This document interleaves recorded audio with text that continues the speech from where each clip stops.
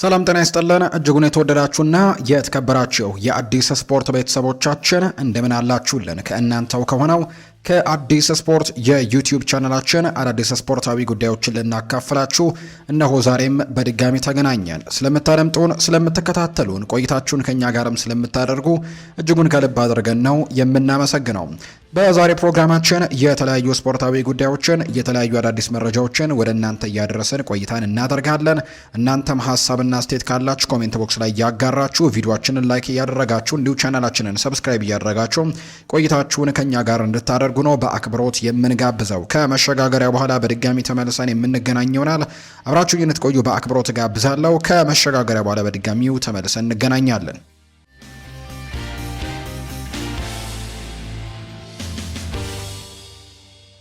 የሀገር ውስጥ መረጃን በማስቀደም ነው የዛሬ ፕሮግራማችንን የምንጀምረው። ኢትዮጵያ ንግድ ባንክ በተቀየረው ደንብ ግማሽ ፍጻሜውን መቀላቀሉን አረጋግጧል። በሴቶች የአፍሪካ ቻምፒየንስ ሊግ የሴካፋ ዞን ማጣሪያ የምድብ አንድ ጨዋታ ከጠናቀቀ በኋላ ንግድ ባንክ ከምድብ ማለፉን አረጋግጧል።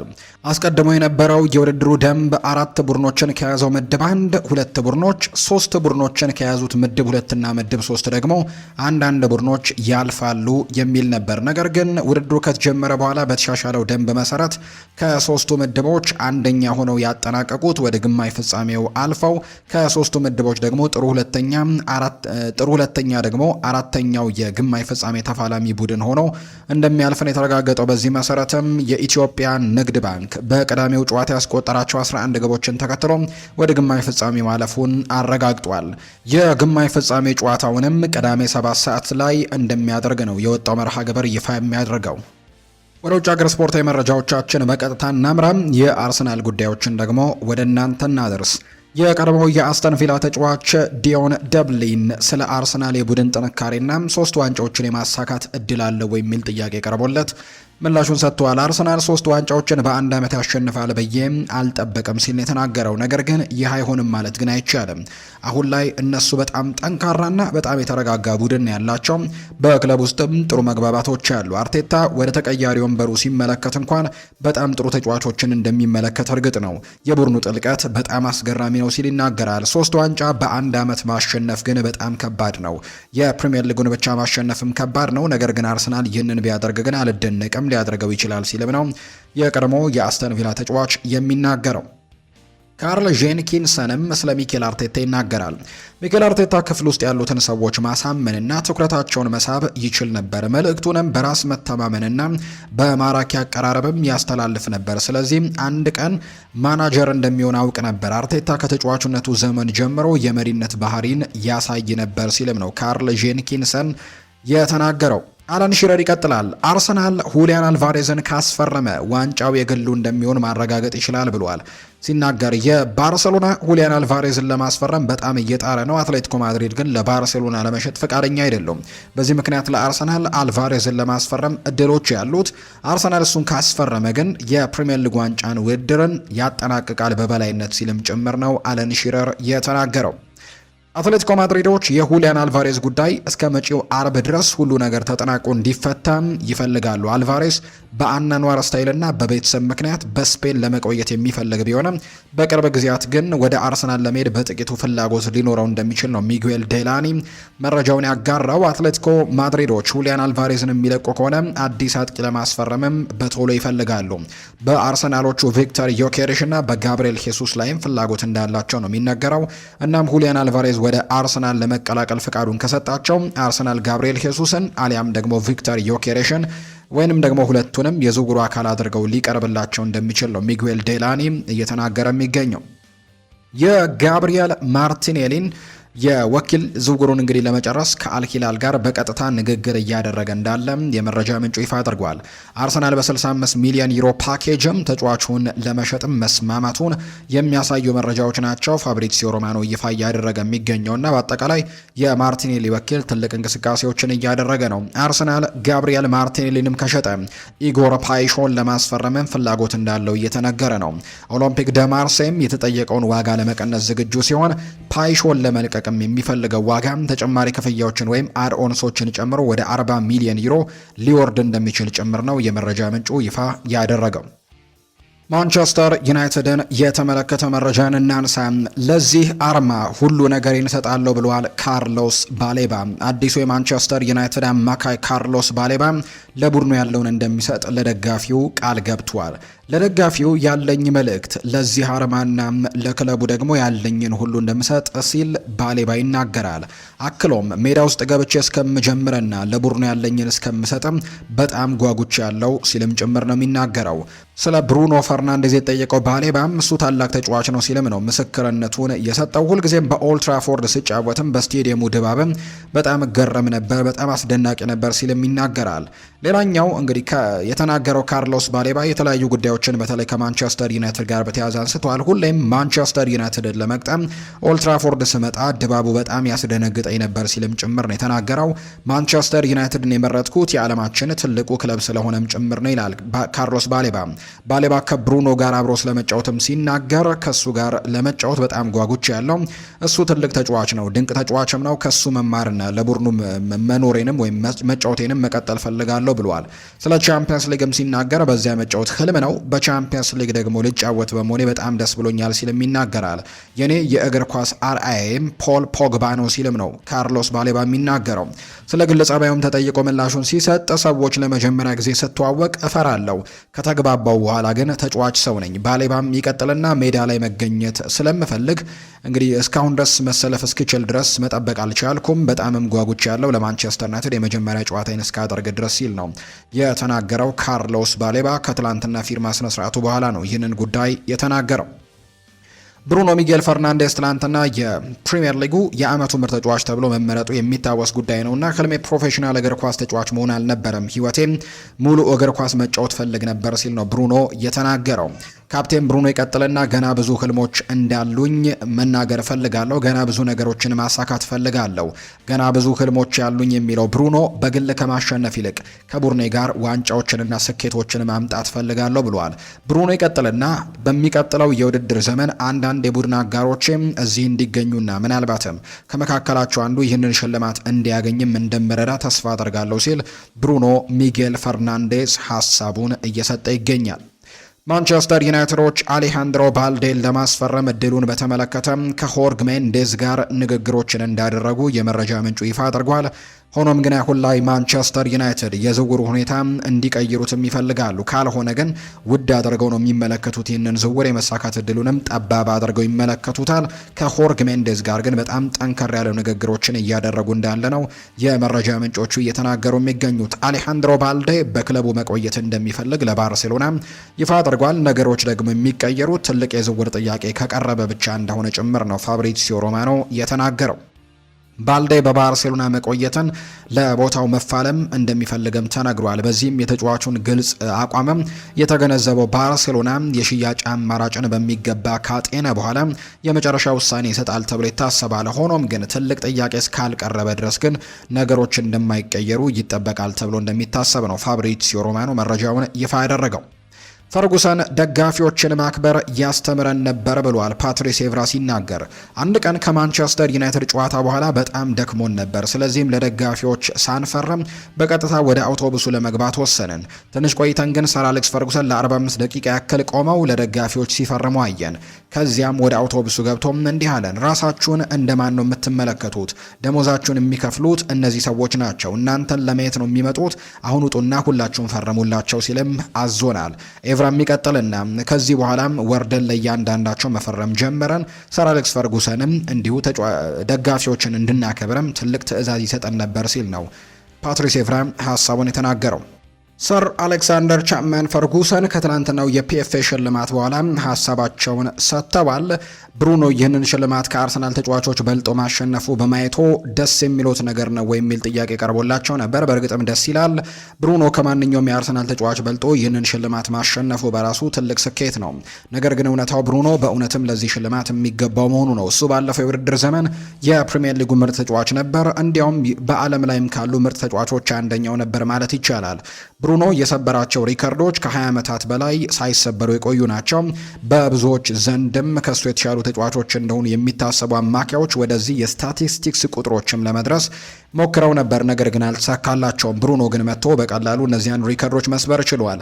ብዙ ጊዜ ለራሴ ምኞት ብሩኖን የማሰልጠን እድል ባገኘው እል ነበር። ነገር ግን በኋላ ላይ ለራሴ እንዲህ ብዬ ጠይቋለሁ፣ ለመሆኑ ማንን ተጠባባቂም ወንበር ላይ ያስቀምጥ ነበር እሱ ቢጫወቱ ኑሮ በኛ ጊዜ ብዬም ራሴን ጠይቋለሁ። ብሩኖ ለዚህ ክለብ ዋንጫዎችን ማምጣት ከተቻለው ስለሱ አንድ ታላቅ ተጫዋችን ብቻነት መነጋገር እንችላለን። ይልቁንም ከማንቸስተር ዩናይትድ ታላላቅ ሌጀንዶችም አንዱ አድርገን እናስታውሰዋለን ሲሉም ነው ሰር አሌክሳንደር ቻፕማን ፈርጉሰን ሀሳባቸውን የተናገሩት። ሊቨርፑልን የተመለከተ መረጃን እናንሳ። ሊቨርፑል ማድሪድን በሜዳው አይገጥምም ተብሏል። የአውሮፓ ቻምፒየንስ ሊግ የመጀመሪያ ዙር የሊግ ውድድር ድልድል በነገው ዕለት ይፋ ይደረጋል። ምድብ ድልድሉ ሲወጣም ሊቨርፑል ሪያል ማድሪድን አንፊልድ ላይ መግጠም እንደማይችል ነው የተነገረው። ሁለቱ ክለቦች አንፊልድ ላይ እንዲጫወቱ ከደረሳቸው የዩኤፋ ሕግ እንደማይፈቅድ ይፋ ተደርጓል። የአውሮፓ እግር ኳስ ማህበር ሕግም ሁለት ክለቦች በተከታታይ ሶስተኛ ዓመት በተመሳሳይ ስቴዲየም እንዲጫወቱ በጭራሽ አይፈቅድም። ሪያል ማድሪድና ሊቨርፑል ባለፉት 2 ዓመታት አንፊልድ ላይ ደርሷቸው ሲጫወቱ እናስታውሳለን። ስለዚህም በድጋሚ ቢደርሳቸው በአንፊልድ ላይ ጨዋታው ቢደርሳቸው የመጫወት እድል የላቸውም በህጉ ምክንያት። ይሁን እንጂ ሁለቱ ክለቦች ግን ሳንቲያጎ ቤርናቢው ላይ ሊደርስባቸው የሚችልበት እድል እንዳለ ግን ተነግሯል። ሳንቲያጎ ቤርናቢው የሚደርሳቸው ከሆነ ግን የመጫወት እድል እንዳላቸው ነው ህጉ ይፋ ያደረገው። ሊቨርፑል ተጫዋች ማነጋገር እንደጀመረ ይፋ ተደርጓል። የመርሲሳይዱ ክለብ ሊቨርፑል ኢስማኤል አሳርን ለማስፈረም ነው ንግግር መጀመሩ ይፋ የተደረገው። ሊቨርፑል የያኩቡ ሚንቴን ዝውውር በማቋረጥ ፊታቸውን ወደ ኢስማኤል አሳር ማድረጋቸው ይፋ ተደርጓል። ሊቨርፑል ለተጫዋቹ ዝውውርም ለክሪስታል ፓላስ 50 ሚሊዮን ፓውንድ ማቅረባቸው ይፋ ተደርጓል። ሴኔጋላዊው የክም ተጫዋች ኢስማኤል አሳር ሊቨርፑልን የመቀላቀል ፍላጎት እንዳለው ነው ፋብሪዚዮ ሮማኖ የተናገረው። በዚህ ክረምት ተጫዋቾች የዝውውር መስኮት ይሄ ተጫዋች ማንቸስተር ዩናይትድ ጋርም ስሙ ሲያያዝ እንደነበር እናስታውሳለን። ነገር ግን አሁን ላይ ሊቨርፑል ገፋ ብሎ ይህንን ተጫዋች ለማስፈረም ትልቅ ጥረቶችን ሊያደርግ እንደሚችል የሚያሳዩ መረጃዎች መውጣታቸውን ተከትሎ ማንቸስተር ዩናይትድ ይህንን ተጫዋች የማግኘት እንግዲህ ነገሩን ስለተወ አሁን ሊቨርፑል ተጫዋቹን ለማስፈረም ትልቅ ጥረት እያደረገ እንዳለ ነው የመረጃ ምንጩ ይፋ ያደረገው። ከሊቨርፑል ደጋፊዎች የሚሰነዘር ትችት ወይም ስድብ እጅግ በጣም ያሳምማል ሲል ነው ትሬንት አሌክዛንደር አርኖልድ የሚናገረው። ትሬንት አሌክዛንደር አርኖልድ ከአንፊልድ ወደ ሪያል ማድሪድ ከተዘዋወረ 14 ወራት ቢሆነውም አሁንም ድረስ ግን የስድብና የትችት ቃላት እንደሚደርሱት ገልጾ ከሊቨርፑል ደጋፊዎች ዘንድም ተገቢውን መረዳት እንደሚያገኝ ተስፋ እንደሚያደርግ ነው የተናገረው። በስፔን ያሳለፈው የመጀመሪያው የውድድር ዘመን የተረጋጋ አለመሆኑንና ለእንግሊዝ ደግሞ የዓለም ዋንጫ ቡድንም አለመመረጡን ተከትሎ የ27 ዓመቱ ተጫዋችም ለሚረር እንደተናገረው እሱ ራሱን ለሚደግፈው ክለብ ከሰጠው ውሳኔ በኋላ ያጋጠመው ምላሽ ያማል። እሱ እያንዳንዱ የሊቨርፑል ጨዋታን እንደሚከታተልና በልጅነቱ ይደግፈው የነበረው ክለብ ሁልጊዜ በልብ ውስጥ ልዩ ቦታ እንደሚኖረው ግልጽ አድርጓል። ከሊቨርፑል ደጋፊዎች የሚሰነዘረው ጩኸት፣ የተቃውሞ ድምፅና ብስጭትም እኔ ሙሉ በሙሉ ልሸከመው የምችለው አይደለም ሲልም ጭምር ነው የሚናገረው። በራሴ መንገድ ልረዳው እችላለሁ ብሏል። ነገር ግን አንድ ቀን ስለ ሕይወቴ በወሰድኳቸው ውሳኔዎች ዙሪያ የተወሰነ መረዳት እንደሚኖር ተስፋ አደርጋለሁ። ለ20 ዓመታት ያክል ለክለቡ የሰጠውትን ጉልበትና በዚያ ወቅትም ያደረግኳቸውን መስዋዕትነቶችም ስላሉ ሁሉንም ነገር በቀላሉ ይረዱታል። ነገር ግን አሁን ላይ ግን ያማል ሲልም ጭምር ነው ሀሳቡን እየሰጠ የሚገኘው ትሬንት አሌክዛንደር አርኖልድ። ማንቸስተር ሲቲንም የተመለከቱ መረጃዎችን እንንገራቸውም። ሲቲ የዓለማችን ምርጡ ክለብ ነው ብሏል አዩብ ቡአዲ። ማንቸስተር ሲቲ ሞሮኮዊውን አማካይ አዩብ ቡአዲን ከፈረንሳዩ ክለብ ሊል ማስፈረሙን ይፋ አድርጓል። ማንቸስተር ሲቲ ተጫዋቹን ተጨማሪ ክፍያን ጨምሮ በ100 ሚሊዮን ዩሮ ማስፈረማቸውን ነው ይፋ ያደረጉት። አዩብ ቡአዲ ከፊርማው በኋላ ለእኔና ለቤተሰቤ በጣም የተለየ ቀን ነው፣ ማንቸስተር ሲቲ የዓለማችን ምርጡ ክለብ ነው ሲልም ጭምር ይናገራል። አክሎ እዚህ ደግሞ መገኘትና የማንቸስተር ሲቲ ተጫዋች መባልም ለእኔ በጣም ትልቅ ክብር ነው ሲል ይናገራል። የዝውውር ሂሳቡ ለፈረንሳዩ ክለብ ሊልም ሪከርድ ሽያጭ ሆኖ መመዝገቡንም ጭምር ነው የተናገረው አዩብ ቡአዲ። ቸልሲን የተመለከቱ መረጃዎችንም በዚሁ እንንገራቸው። የአርጀንቲናው ግብ ጠባቂ ኤሚሊያኖ ማርቲኔስ በወኪሎቹ በኩል ለቸልሲ የቀረበ ሲሆን የምዕራብ ለንደኑ ክለብ ቸልሲ የዝውውር መስኮቱ ከመዘጋቱ በፊትም የ33 ዓመቱን ግብ ጠባቂ የማስፈረም ሀሳብን እየመዘነው እንደሚገኝ ነው የተገለጸው። አስተን ቪላዎች ዛዮን ሱዙኪን የአንደኛ ቁጥር ግብ ጠባቂነታቸውን ካደረጉ በኋላ የዓለም ዋንጫው አሸናፊ ግብ ጠባቂን መልቀቅ ክፍት ናቸው ተብሎ ይታሰባልና ቸልሲ ደግሞ በግብ ጠባቂ ቦታ ላይ በጣም እየተቸገሩ እየተቸገሩ እንደሆነ ይታወቃል። በተለይ በሮበርት ሳንቼዝ በጣም እየተቸገሩ ነው። በመጀመሪያው በመክፈቻው ከፉላም ጋር በነበረው ጨዋታ የሰራቸው ስህተቶች ትልቅ እንደነበሩ እናስታውሳለን እና ቼልሲ ኤሚሊያኖ ማርቲኔዝን ለማስፈረም በትክክል እያሰበ እንደሆነ ዳቪድ ኦርነስቲን ይፋ አድርጓል። ፋብሪዚዮ ሮማኖም እንዲሁ አረጋግጦታል። ቼልሲ በመጨረሻው ሰዓት ሊደረግ ስለሚችል ዝውውርም ከኤሚሊያኖ ማርቲኔዝ ወኪሎች ጋርም ድርድር እያደረጉ ነው። ዛዮን ሱዙኪ በአስተን ቪላ የመጀመሪያ ምርጫ ግብ ጠባቂ ስለሚሆን አርጀንቲናዊው ግብ ጠባቂም ለቼልሲ ቀርቧል። ድርድሩ በመኬር ላይ ነው። ቸልሲም ይህንን አማራጭም እያጤነበት እንደሚገኝ ነው የተገለጸው። እንዲሁ ዲቡም ደግሞ ቢሆን ወይም ማርቲኔዝም ቢሆን ዝውውሩን እንደሚፈልገው ነው ፋብሪዚዮ ሮማኖ እየተናገረ እንደሚገኝ የመረጃ ምንጩ ይፋ ያደረገው። እንግዲህ ከዚህ በፊት የተለያዩ አስተያየቶችን ተመልክተናል። ለምሳሌ ያክል ስቲቭ ኒኮል ስለ ሮበርት ሳንቼዝ ተናግሮ ነበር። ሮበርት ሳንቼዝ አሰልጣኞች ከስራ እንዲባረሩ ከሚያደርጉ ተጫዋቾች መካከል ቀዳሚውና ዋነኛው ሲልም ነው የገለጸው። አሰልጣኞች ከስራ እንዲባረሩ ሊያደርጉ የሚችሉ ተጫዋቾችን ጥቀስ ካልከኝ በመጀመሪያነት የምጠቅሰው ሮበርት ሳንቼዝን ነው። ይህንን ግብ ጠባቂ ጠቅሰዋለሁ ሲልም ተናግሯል። ምክንያቱም እሱ እንግዲህ በግብ ጠባቂ ቦታ ላይ ካለ ብዙ ስህተቶችን ይሰራል፣ ከዛም ቡድኑ ለመሸነፍም ይዳረጋል የሚል አይነት ሀሳብን ጭምር ነው እየተናገረ የሚገኘው። በዚህ ምክንያትም እሱን መቀየር ይኖርባቸዋል ሲልም ነው የተናገረው። በዚህ ሰዓት እንግዲህ ቸልሲዎች ይህንን ግብ ጠባቂ ኤሚሊያኖ ማርቲኔዝን ለማስፈረም የሚያደርጉት ጥረትን ያጠናክራሉ ተብሎ እንደሚጠበቅ ነው የመረጃ ምንጩ ይፋ እያደረገ የሚገኘው። ቸልሲና ማንቸስተር ሲቲ የኤንዞ ፈርናንዴዝን ዝውውር በተመለከተ የመጨረሻ ስምምነት ላይ ለመድረስ በጣም እንደተቃረቡ ፋብሪዚዮ ሮማኖ ይፋ አድርጓል። ቸልሲዎች ይህንን ተጫዋች እንግዲህ መልቀቅ እድላቸው ሊኖር እንደሚችል እየተነገረ ነው። ቸልሲ ለአሌክስ ስኮትም አዲስ ጥያቄን ይዞ እንደሚመለስ ቦርንመዝ አይጠብቅም። ክለቡም ስኮትን ከሽያጭ እንግዲህ አይቀርብም የሚለውን አቋሙን እንደያዘ ነው የሚገኘው። በተጨማሪም ቸልሲ ለአደም ዋርተንም ከክሪስታል ፓላስ ጋር አሁንም ምንም አይነት ውይይት እየተደረገ እንዳልሆነ ነው የተገለጸው። ኤንዞ ፈርናንዴዝ ወደ ማንቸስተር ሲቲ ከተዘዋወረ ግን ቸልሲ ሌላ ተጫዋች ለማስፈረም አሁንም እቅድ አለው። ተጫዋቹ አማካይ ሊሆን ይችላል ወይም በቀኝ በኩል መጫወት የሚችል ተጫዋችም ሊሆን ይችላል። በተለይም ፔድሮ ኔቶ ከቸልሲ ከለቀቀ እንግዲህ ይህ አማራጭም የበለጠ ይታሰብበታል ተብሎ እንደሚጠበቅ ነው የመረጃ ምንጩ ይፋ ያደረገው። አስተን ቪላ ለኒኮላ ጃክሰን የውል ሀሳብም እንዲሁ እንዳቀረቡ እየተነገረ ነው። የግል ውሎችም ለመስማማትም የረጅም ጊዜ ውልም እያቀረቡ ነው ተብሏል። ኡናይ ኤምሪም ሴኔጋላዊውን አጥቂ ለማስፈረም በጥብቅ እየገፉ እንደሚገኝ የመረጃ ምንጩ ይፋ አድርጓል። አስተን ቪላ በቅርቡ ለቼልሲ የኒኮላ ጃክሰን ይፋዊ ጨረታን ያቀርባል ተብሎ ይታሰባል። ስለዚህም የዣን ፊሊፕ ማቴታ ጉዳይም ኒኮላ ጃክሰን ለማስፈረም ያላቸው እድል እስኪጠናቀቅ ድረስም እንቅስቃሴ እንደማያደርጉበትና ቀዳሚ ምርጫቸው ኒኮላ ጃክሰንን ማስፈረም እንደሆነ ተነግሯል። ኒኮላ ጃክሰን አስተን ቪላንም ለመቀላቀል በጣም መቃረቡን ነው የማርካው ዘጋቢ ማቴዎ ሞሬቶ መረጃውን እያጋራ እንደሚገኝ ይፋ የተደረገው። ሪያል ማድሪድን የተመለከተ መረጃን እናንሳ። ብራሂም ዲያዝ ከሪያል ማድሪድ የመልቀቅ ምንም አይነት ፍላጎት እንደሌለው ይፋ ተደርጓል። ክለቡም ቢሆን እንዲለቅ አልነገረውም። ጆዜ ሞሪኒዮም ቢሆን በእሱ እንደሚተማመኑና እሱን እንደ አማራጭነት እንደሚጠቀሙት ይፋ ተደርጓል። ዛሬ እንግዲህ ሪያል ማድሪድ ጨዋታ እንደሚያደርግ ይታወቃል። ከሪያል ሶሴዳድ ጋር ነው ጨዋታው የሚደረገው። ሞሪኒዮም ከ13 ዓመታት በኋላ ወደ ሳንቲያጎ ቤርናቢው ተመልሰው የመጀመሪያ ላሊጋ ጨዋታቸውን ዛሬ በቤርናቢው ያደርጋሉ። ባለፈው ከሜዳ ውጭ ነበር ጨዋታቸውን ያደረጉት። የሳንቲያጎ ቤርናቢው ስቴዲየም ለሌላ አዲስ የውድድር ዘመን በደመቀ ሁኔታ ተዘጋጅቷል። ዛሬ ምሽት የአዲሱ የሞሪኒዮ እንግዲህ ሁለተኛ ዘመን ከማድሪድ በመጀመሪያው ሳምንት ተራዝሞ በነበረው የሊግ ጨዋታም በደጋፊዎቹ ፊት የመጀመሪያ ጨዋታውን ያደርጋል። ማድሪዶች በተከታታይ ለሁለተኛ ዓመት ያለምንም ዋንጫ በማጠናቀቁና በቡድኑ ደካማ አፈጻጸም ምክንያትም ከደጋፊው ጋር የተወሰኑ መቀያየም በኋላ አሁን ከደጋፊዎች ጋር ይገናኛሉ።